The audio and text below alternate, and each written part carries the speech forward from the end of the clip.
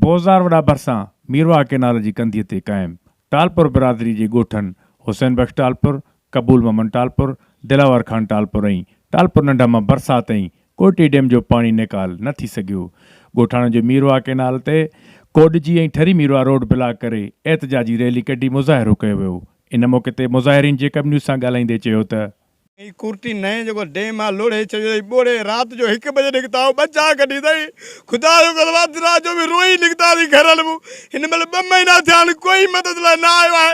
असां बसि अपील था कयूं महिरबानी करे अॻ में बंदि ॿधो वञे ऐं ॿियो असांजे घरनि में पाणी बीठो आहे असांजो पाणी निकाली कयो वञे। घरनि में पाणी फसुल में पाणी 2 सालनि जी उमेद न आहे जो फसुल असांजो थींदो। बाबा खुदा करण ॾिसो जे असांजी मदद करण जहिड़ा आहियूं त पोइ असांजी कयो बाक़ी ईअं बेगुनाह था रोऊं था पिया दाहूं था कयूं अलाह जो कसम बच्चा दरपदर ॿाहिरि वेठा उन घरनि में उन अंदरि ऐं ताईं ज़मीननि जो पाणी कढियो वञो खुदा खे मञे MP MNA मंजूर हसन साहब असांखे मुनवर हसन खे सयादीन अपील छा करे अपील था कयूं असांजी मदद कयो। नाज़िम साहब खे अपील था कयूं असांजी मदद कयो। नसीर फ़कीर ॻोठ 3 ॻोठनि ॻोठ हुसैन बख़्श टालपुर ॻोठ मीर दिलावर हुसैन टालपुर ॻोठ मीर कबूल मोहम्मद टालपुर ॻोठ फ़कीर मोहम्मद टालपुर इन चइनी ॻोठनि जी मदद लाइ न आयो आहे। न पाक गैस जो मिलियो आहे न राशन मिलियो आहे। खुदा ॾिसे थो जो कूड़ न हुआ बाबा अलाह खे हाज़िर नाज़िर सम्झी ॻाल्हि था कयो असां ज़ुल्म आहे महिरबानी कयो असांखे जंजाल में कढियो वञे न त असां मरण लाइ तयारु थी वेंदासीं। मुसलसल 2 महीननि जे बारिशुनि ऐं कुर्ती बंदि टुटण जे करे ई असांजा 4 ॻोठ टालपुरनि जा जेके आहिनि ॿुॾी तबाह थी विया आहिनि। घरनि में हिन महिल बि तव्हां ॾिसंदो हली त 8 खां 10 फुट पाणी बीठो आहे थियो घर किरिया आहिनि। माण्हू जेके आहिनि हिन महिल असांजे घरनि में पाणी हुअण जे करे न ओॾे अचण वञण जो रस्तो आहे न काश जेके अन्न फथुल पिया हुआ उते असांजा उहे सभु शइ तबाह थी वई। पुटियूं जेके असांजूं घरनि में पयूं कुझु 2-4 मण कढाया त उहे तबाह थी विया आहिनि। ही बच्चा ॿार ही ॾिसो सेटअप असांजा ही गुंदियूं सामान ही सभु ॿाहिरि पिया आहिनि। अधु खां घणा माण्हू जेके आहिनि शिफ्ट थी विया आहिनि हलिया।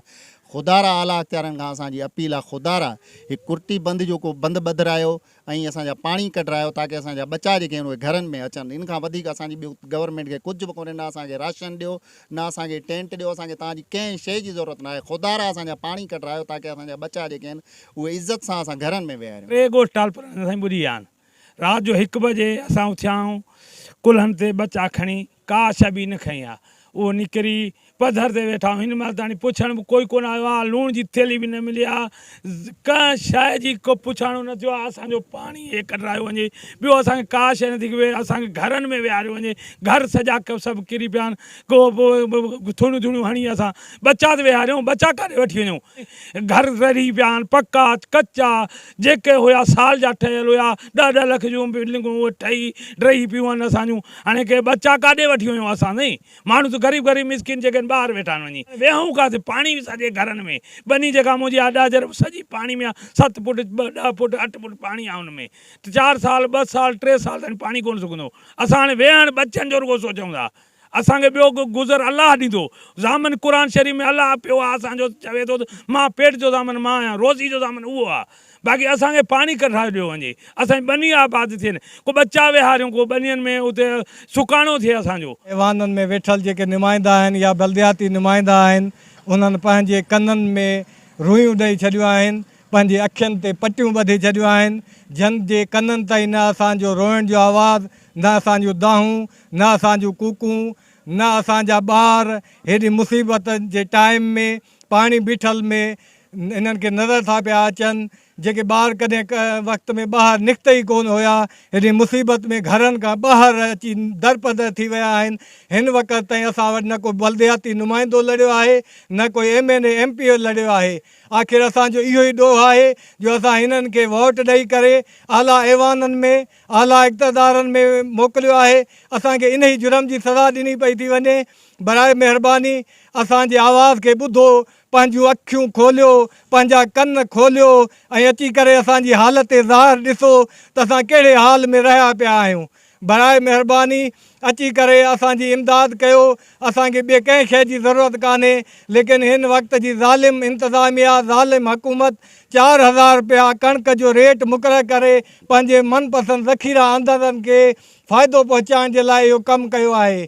जेकॾहिं ग़रीबनि जा फ़सल ई न थींदा त उहे कीअं जेके आहिनि कणिक जेके आहिनि पोखींदा ऐं प्लानिंग जे तहत ग़रीबनि खे वधीक जेको आहे मारण जी साज़िश कई वई आहे। बराए महिरबानी कुझु इन ते बि गौर कयो ऐं जेके असांजा मासूम बचिड़ा दरपदर थिया वेठा आहिनि इन्हनि खे पाणी कढाए करे असांजे घरनि खे असांजे मस्तूरातनि खे असांजे ॿारनि खे बराए महिरबानी घर वापसि आंदो वञे। बेशक असांजा घर ड्रथल आहिनि लेकिन असां पंहिंजे ड्रथल घरनि में बि रहंदासीं लेकिन इज़त सां रहंदासीं। ॿोॾि मुतासिरीन जो चवणो हो त बरसाति खे 3 हफ़्ता गुज़रण बावजूदि असां वटि को बि सियासी कामरो या हुकूमत जो माण्हू हली न आयो आहे। असांजे घरनि में 3 खां 4 फुट पाणी बीठल आहे।